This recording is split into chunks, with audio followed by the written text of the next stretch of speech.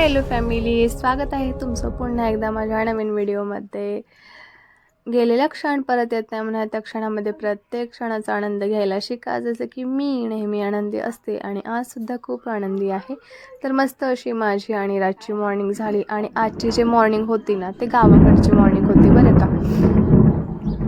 तर गावाकडची मॉर्निंग म्हटलं की शुद्ध हवा, शुद्ध सगळं काही आणि फ्रेश असं वातावरण असतं. म्हणजे आपल्या शहरामधल्या ह्याच्यापेक्षा इकडे खूप सारा डिफरन्स असतो.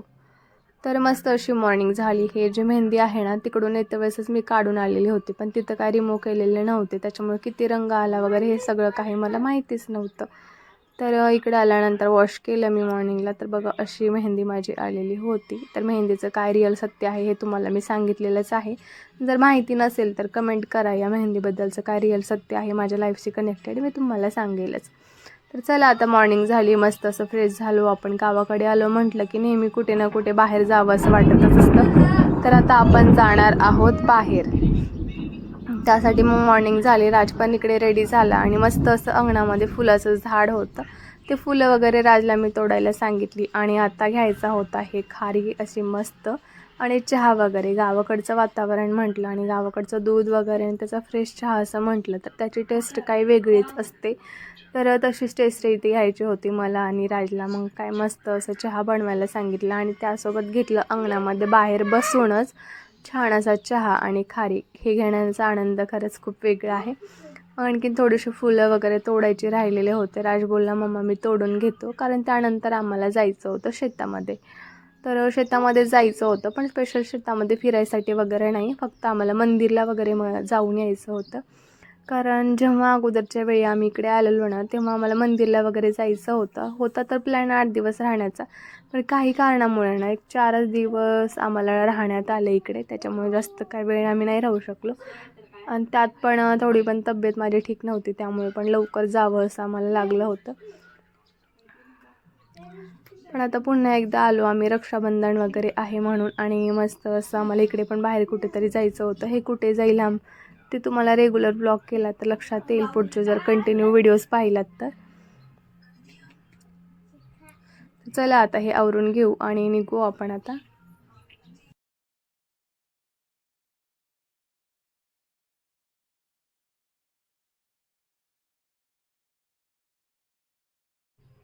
तर मग काय निघालो, रेडी झालो आणि गावाच्या बाहेरच शेत आहे आणि शेताच्या मध्ये आमचं मंदिर वगैरे आहे.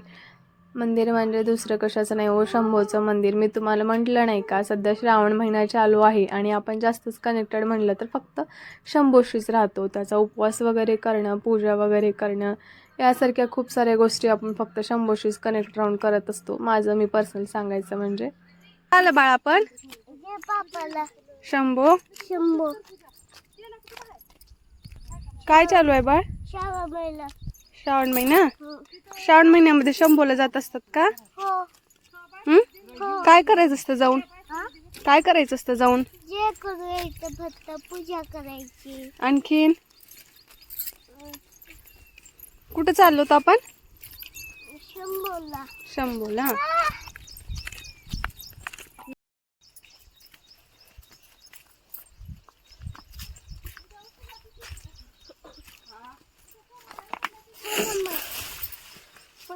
नाही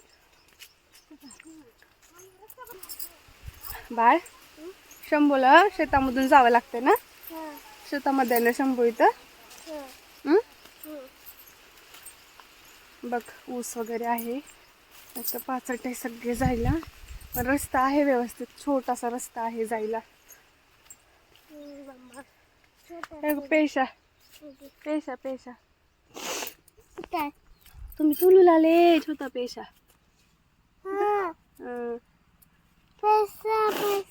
पेशा बोलत आहे.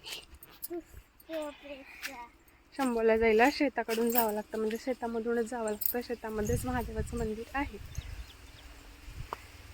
छोटीशी वाट पण आहे. आता जातोय आपण शंभूला. काय राजे? पैसा कसलं मस्त आहे ना. किती आहेत पिलू? किती आहेत? असले लय आहेत ना. मस्त नाही आहेत. चालते का? हा बघ सगळे एकाच ठिकाणी आहेत, जागा बदलायलेत, पुढे पुढे यायलेत हळूच. आपल्या पुरी झाले कसं येत बघे हळूहळू इकडे जास्त हवी तर होते हे दूर इथपर्यंत आले तर चल आपल्याला जायचं शंभूला मी पुरी पासत असले शंभू असं पुढे नाहीये चला तुम्ही पुढं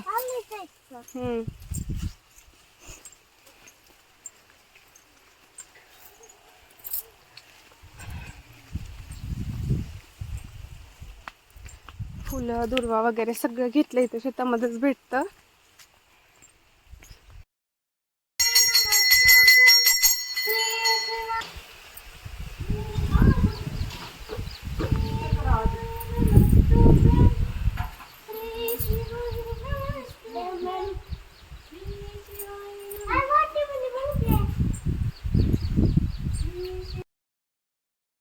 तर फॅमिली हा व्हिडिओ आहे कालचा आणि काल काही कामानिमित्त म्हणजे काही कारणानिमित्त मला एडिट काही करणं झालेलं नाही आहे. पण त्याचं खरं कारण काय आहे माहिती का, अचानक मी इकडे तर आली पण माझी तब्येत ना थोडीशी खूपच बिघडली आणि इतकं म्हणता येईल की खूप म्हणजे खूपच बिघडली.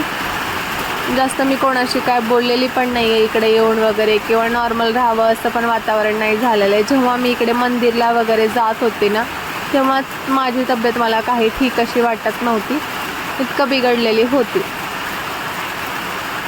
अचानकच हे ताप वगैरे फिवर आलेला आणि खूप सारी मी आजारी पडलेली. मला वाटलं नव्हतं की मी इकडे येऊन लगेच अशी आजारी वगैरे पडेल, पण भरपूर वेळेस ना असं होतं जेव्हा मी इकडे आलेली असते ना, म्हणजे लातूर सोडून कुठेही बाहेर गेलं तर लवकर माझी आजारी पडण्याचे लक्षणं असतात.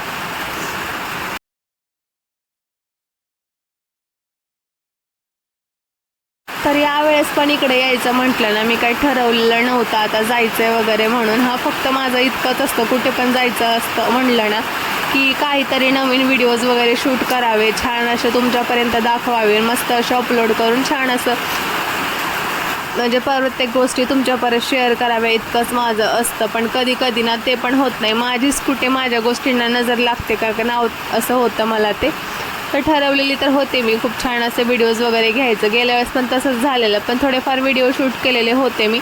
पण यावेळेस ना यायच्याच दिवशी मी आजारपणा जिकडे घेऊन आलेले. आता काय माहिती नाही आहे लवकर माझं कधी ठीक होईल आणि कधी बरं होईल ते. आपण नॉर्मल असेल, तब्येत वगैरे चांगली काही असेल तर आपण हवे तसे व्हिडिओ पण शूट करू शकतो, हवं तसं एन्जॉयसुद्धा करू शकतो. पण तब्येत जर ठीक नसेल तर आपण आपल्या मनासारखं काहीच करू शकत नाही. आणि सर्वात महत्त्वाचं फिवर आणि बॉडी पेन असेल तर सर्वात जास्त मोठा आजार होतो, त्याच्यामुळे तर कुठलंच काही करू शकत नाही, इतका त्रास होतो जसं की आता मला होतोय. आता मी एडिट तर करत आहे व्हिडिओज, आता वॉइस ओव्हर करत आहे, पण आत्ता पण माझी तब्येत थोडी पण ठीक नाही आहे. तरी म्हटलं आता हे व्हिडिओ टाकायला ऑलरेडी एक दिवस लेट झालेला आहे, आणखीन लेट नको व्हायला म्हणून मी हा व्हिडिओ आत्ता एडिट करत आहे.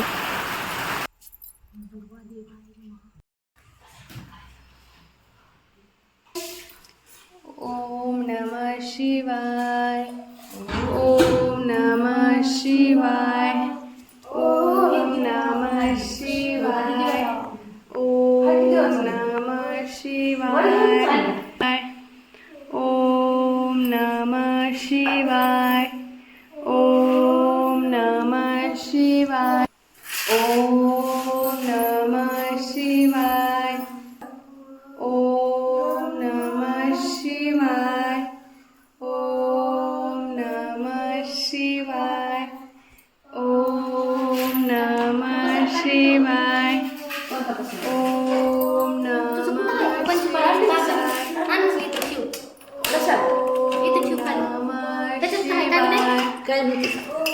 ओम नमः शिवाय, ओम नमः शिवाय, ओम नमः शिवाय. जय शिव शंभो.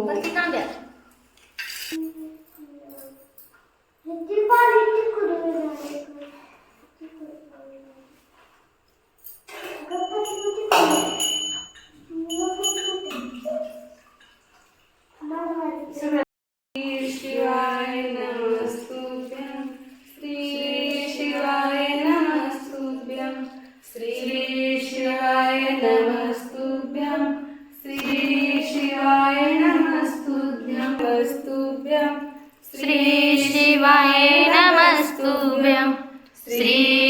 शिवाय नमस्तुभ्यं श्री शिवाय नमस्तुभ्यं श्री शिवाय नमस्तुभ्यं श्री शिवाय नमस्तुभ्यं श्री शिवाय नमस्तुभ्यं श्री शिवाय नमस्तुभ्यं श्री नमः शिवाय ओम नमः शिवाय ओम नमः शिवाय ओम नमः शिवाय ओम नमः शिवाय ओम नमः शिवाय ओम नमः शिवाय ओम नमः शिवाय ओम नमः शिवाय ओम नमः शिवाय ओम नमः शिवाय ओम नमः शिवाय ओम नमः शिवाय ओम नमः शिवाय हर हर बोले नमः शिवाय हर हर बोले नमः शिवाय ओम नमः शिवाय हर हर बोले ओम नमः शिवाय ओम नमः शिवाय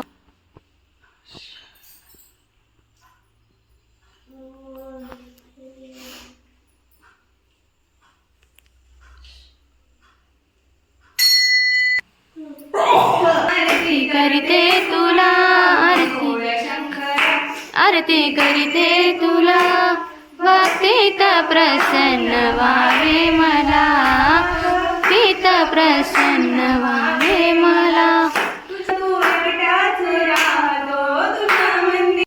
हर हर हर महादेव शिव हर.